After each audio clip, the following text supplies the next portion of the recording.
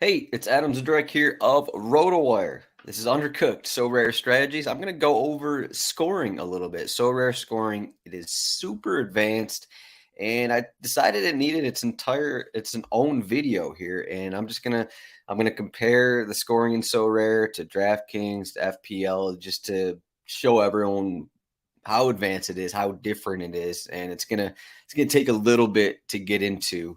And once you get started, maybe you don't need to understand the ins and outs of the scoring, but if you want to, if you want to learn about it, I'll go over it. I mean, you can just buy your cards, play your cards, and not worry about the exacts, the ins and outs of the scoring. But I'll go through it here. So I'll start off with, I'm looking at FPL scoring, and as most people know in the soccer world, Fantasy Premier League, FPL, scoring just hasn't changed much. There's a couple stats. If you go 60 minutes, you get a point. All basic stuff. If you play a full 90, you get 2 points. They added recently. They got bonus points for three players in a match. And I mean, if you're just looking at these, it's like, okay, this has not been updated since, I don't know, since I've been playing. I don't know. I probably started 2006 maybe. I don't think most of these stats have not been updated. So this is just a game. There's like, okay, we don't care about the people. We're just going to do this super simple game, and everyone's just going to eat it up, and everyone's going to play it because it's simple. People love simplicity, and hey, it's working for them. So what are you going to do? Another one I wanted to look at, so DFS, DraftKings is a little more advanced, but as everyone knows, there are some issues with it. There are the goalkeeper issues. There are the points for crossing issues, kind of a thing. And DraftKings and FanDuel, DFS sites have updated their scoring here and there. I don't think DraftKings has really changed their scoring in a couple years. I'm talking 2023 right now. I don't believe they've updated it since the pandemic. So I mean, the issue here is that you're getting all these points from crosses. And I said on a prior video, it's like, okay, a guy gets 15 crosses in a game, and all these crosses could just go out of bounds. It doesn't matter, but Opta is going to count this as a cross. And this guy is a good DFS player. He's the best DFS player in the game. He's going to have 15 crosses. That's equal to a goal, basically, close to a goal at least. And that's just one of the main problems with it. It's not as realistic, I guess you could say, as a good comparison of what the field product is, taking it to a fantasy aspect. It's a little bit of, okay, who crosses the ball the most, and that's kind of what DraftKings is based around. And while crossing the ball is an aspect of the sport, again, if you're a bad crosser, that doesn't mean you should be a good fantasy player. So let's get into Sorare here. And Sorare, there's a few different levels, and if you're looking at this for the first time, it is a bit confusing. So there's two parts to it.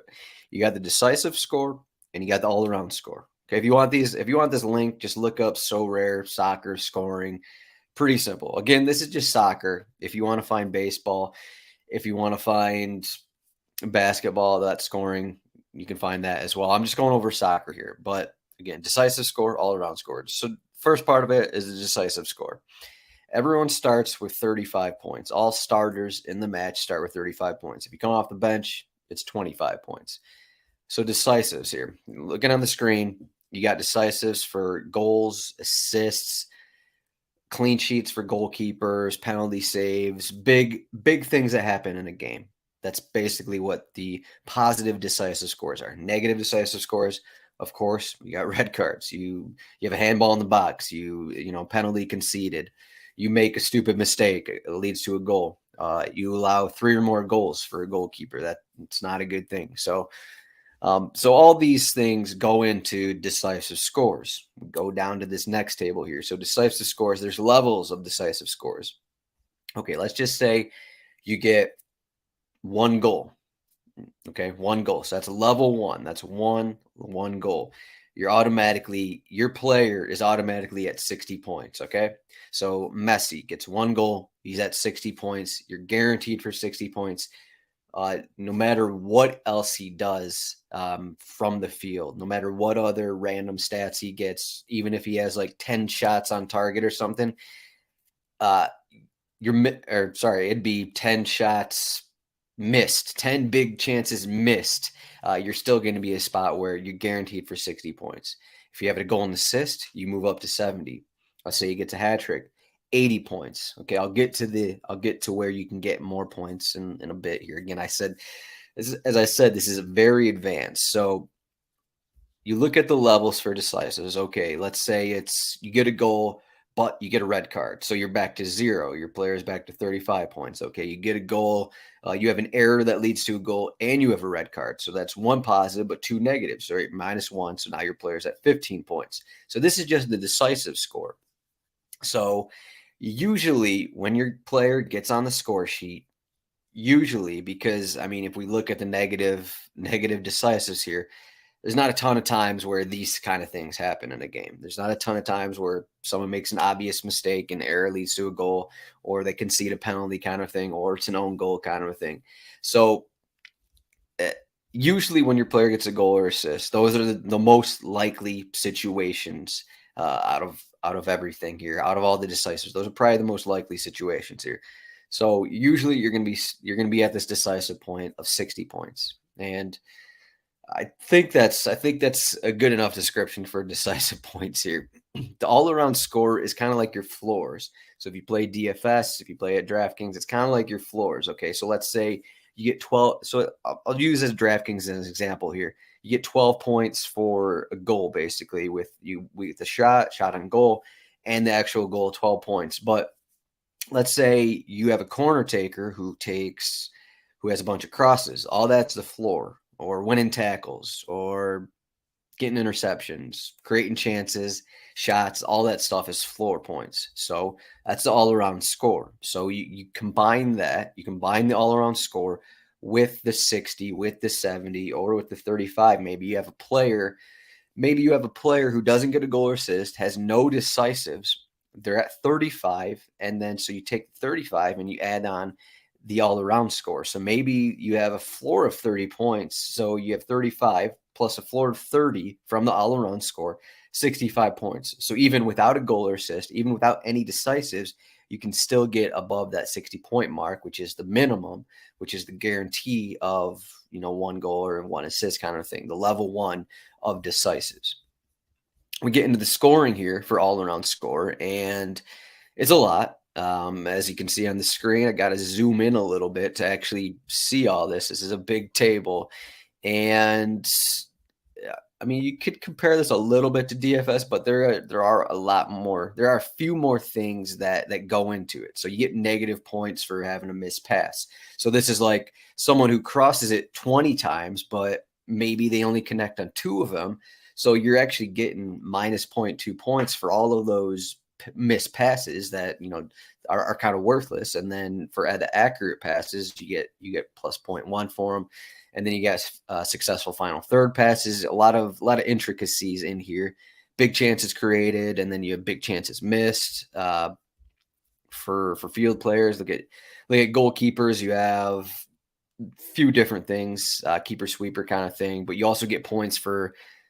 So let's say for goalkeepers, instead of just having a simple, however many points for 1 save, as basic as it gets, 1 save, 1 basic save is 2 points. Okay, what if it's a save from a shot inside the box? That's another 2 points. Yes, I'm reading that correctly. The right side of this column is the new. So this new scoring was updated in 2022. There may be some updates in 2023. We'll see what happens with that. But I think there haven't been as many complaints about scoring. So I think scoring should be set for at least another year or so.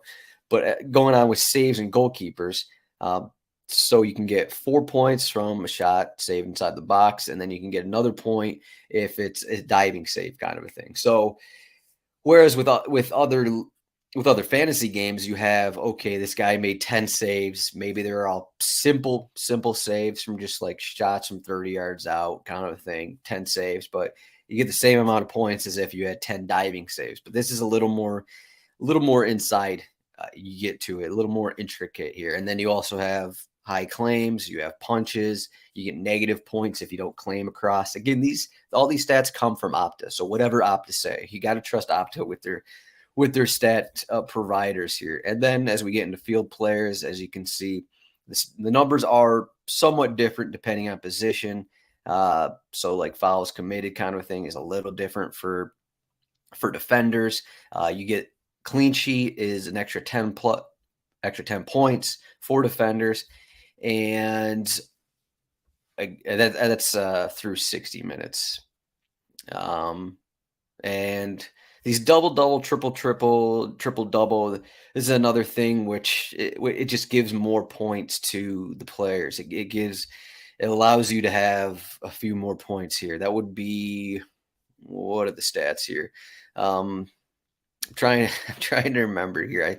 I lost it. I believe it's clearances, tackles 1, and duels 1. And it might be clearances, interceptions 1, and duels 1, something like that.